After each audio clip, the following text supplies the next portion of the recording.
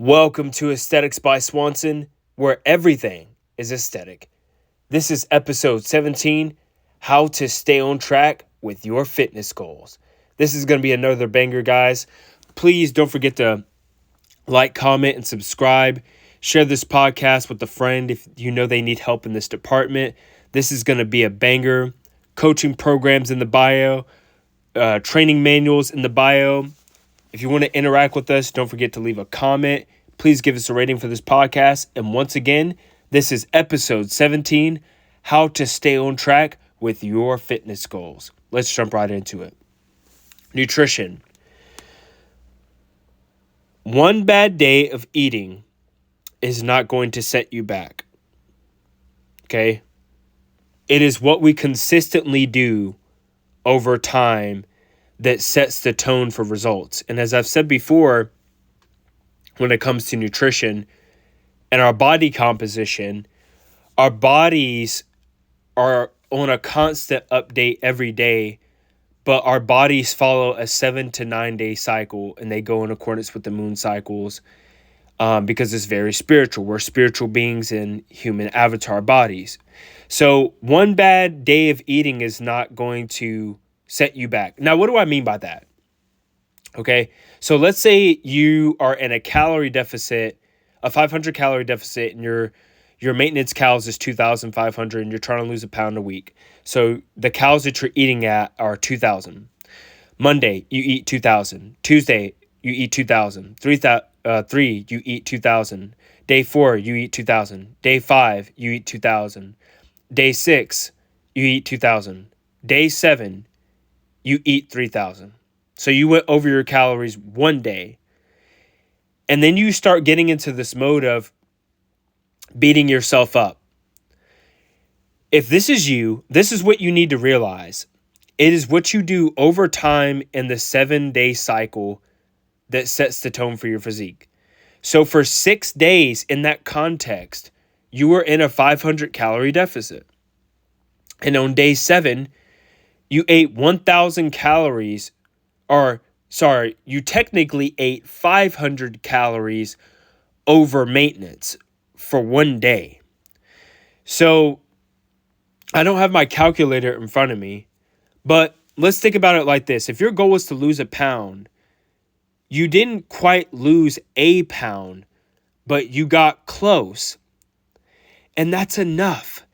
It's okay if you didn't lose 1 pound on the dot, because even though you did eat that 500 calories over your maintenance, that's not enough to set you back. You still calculate it in a deficit. And so day 8 comes around, or the new week comes around, and you just restart the process. And over time, your body cycles back to that 500 calorie deficit. That's how our bodies work. So it's all about what you do over time. And let's say one day you ate 1,700 calories, one day 1,800 calories, one day 3,000 calories, one day 2,000 calories. As long as you're tracking everything, you're going to be okay. This is why I tell my clients data.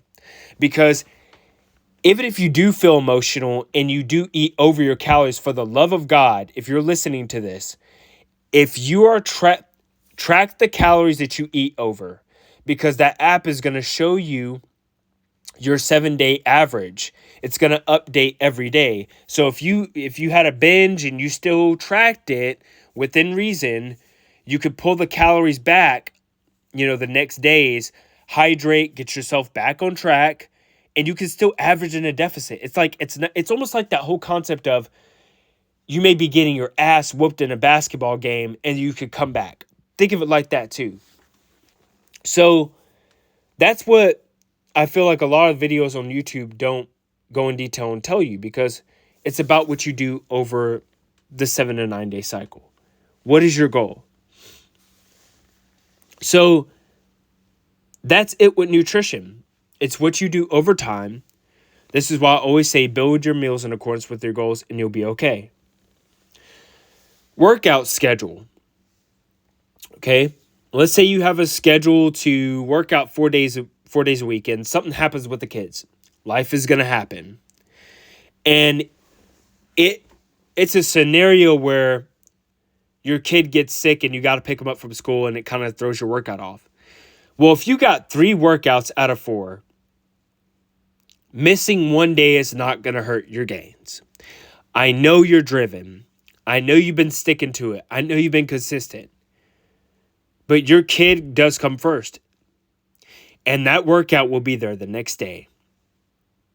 Maybe you have to stay home the next day. Like I said before, especially when it comes to aesthetics, it takes a shorter amount of time to stimulate growth than it does to rest and recover. So take that time with your child, make sure that they're good in that context. And then when it's time for you to go back to the gym and hit it hard, hit it hard. If that something like that happens, make sure that you're getting 1 gram per pound and that at least your nutrition and cardio are in place, and you'll be fine.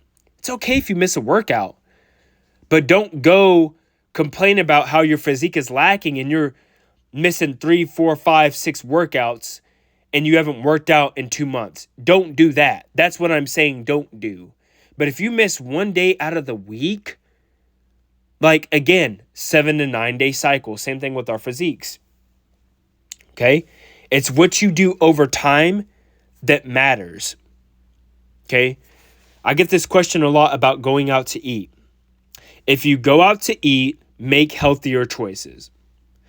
If it's a day where you don't want to track it and you're in a maintenance phase or even in a deficit and you're doing a refeed, don't track that meal. And don't feel bad that you ate the food. You shouldn't feel bad for doing what is natural, which is eating. See what I'm saying? And this brings me to my last point. Don't let the scale be your only form of measurement. Okay?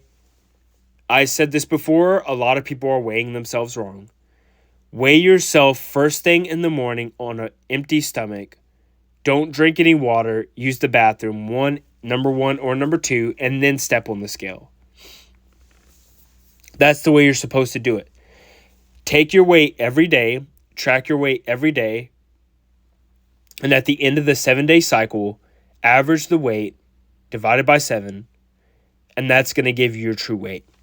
So if you were truly in a deficit and your goal was to lose a pound and you didn't lose a pound even though you stuck to your nutrition, your cardio, your training, you got all the variables checked off and you still didn't lose a pound or you got close, something has to change. This is where we get accurate data from. So maybe it was because you went out to eat. Maybe you're holding more water. As long as you're controlling the variables that you can control, you'll be okay. Take progress pictures. Measure your waist with measuring tape. Get some calipers. Pictures and recording yourself at the gym, training, are other forms of measurement. The scale is just one form. Don't fully rely on the scale because you could be gaining muscle and losing body fat at the same time. You could be doing a body recomp. So I think that the Biggest Loser is the main culprit of people turning to the scale. That show did a number on people's minds when it comes to losing weight. I want to lose 10 pounds in 1 month. Okay, get ready to lose some muscle mass. That's okay. I'm fine with that. I don't care if I'm a flat tire. Okay, your metabolic rate is going to go down. You're going to be able to eat less.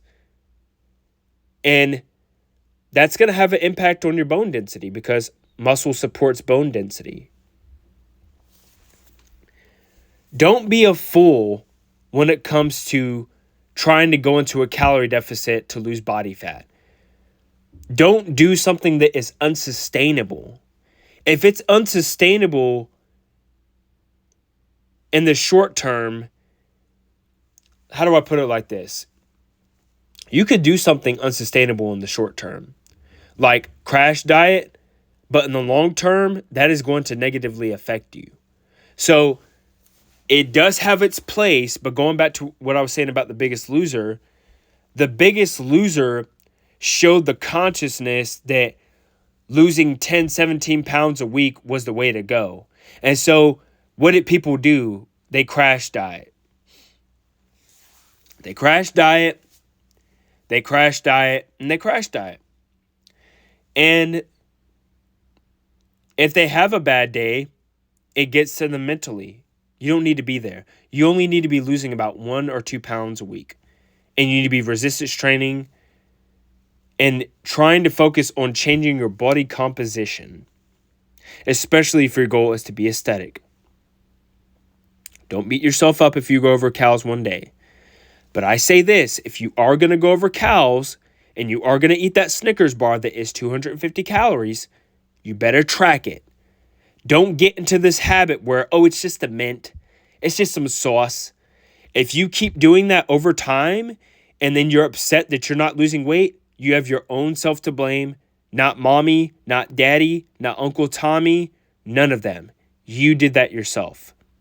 So the best way to stay on track with your goals is to track all the variables. Don't play yourself. Be honest with yourself. Be real with yourself. Is what I'm doing sustainable? If the answer is yes, keep doing it. If the answer is no, go the opposite way. Guys, this has been episode 17, how to stay on track with your fitness goals. Remember, it's what you do over time, not in the short term. Love you guys. Comment if this has helped you. Give us a rating. We love you. Have a great day. And remember, you have the power.